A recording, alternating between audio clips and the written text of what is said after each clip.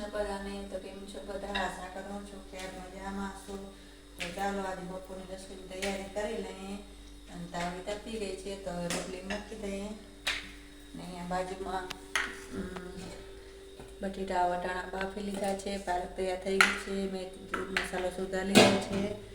હવે આપણે રોટલી બનાવી લઈએ. રોટલી બને પછી આપણે શાક બનાવશું.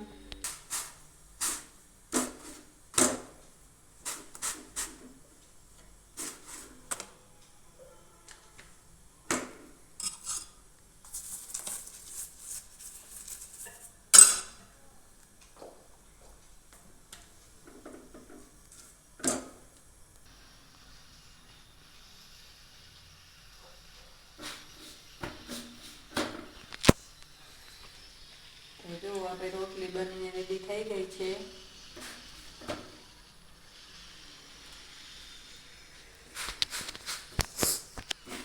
રોટલી થઈ જાય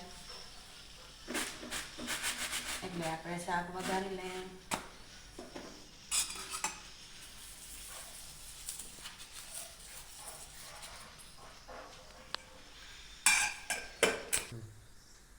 તો ચાલો આપણે શાક વઘારી લઈએ. તેલ તપી ગયું છે, જીરું મરી નાખી દઈએ.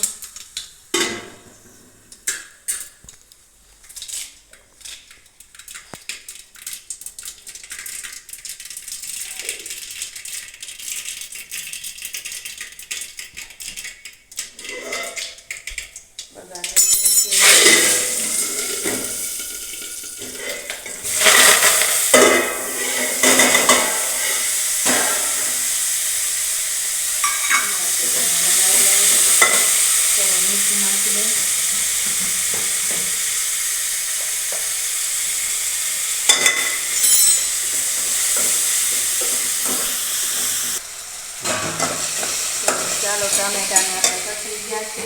હવે આપણે એમાં થોડી હળદર નાખશું,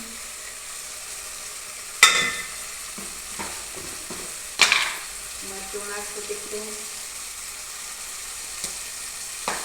અને ધાણા જીરું પાવડર નાખશું. તેને આપણે લાવી દઈએ.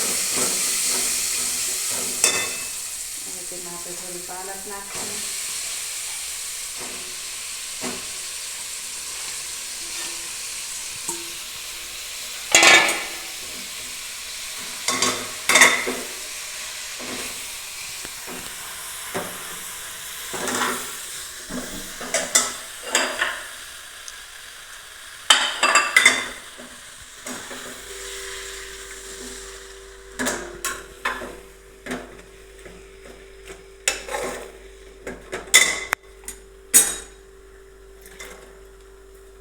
બટેટા વટાણા આપણે નાખી દઈએ અંદર.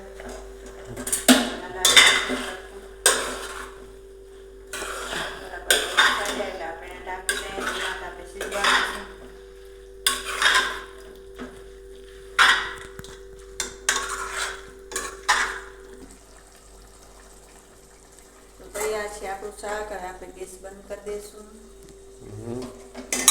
કોથમરી નાખી દઈશું અંદર. તૈયાર છે આપણું બટેટા પાલક ટમેટાનું શાક. તો બ્લોગમાં તો લાઈક શેર અને સબસ્ક્રાઈબ કરવાનું ભૂલતા નહીં. જય શ્રી કૃષ્ણ બધાને.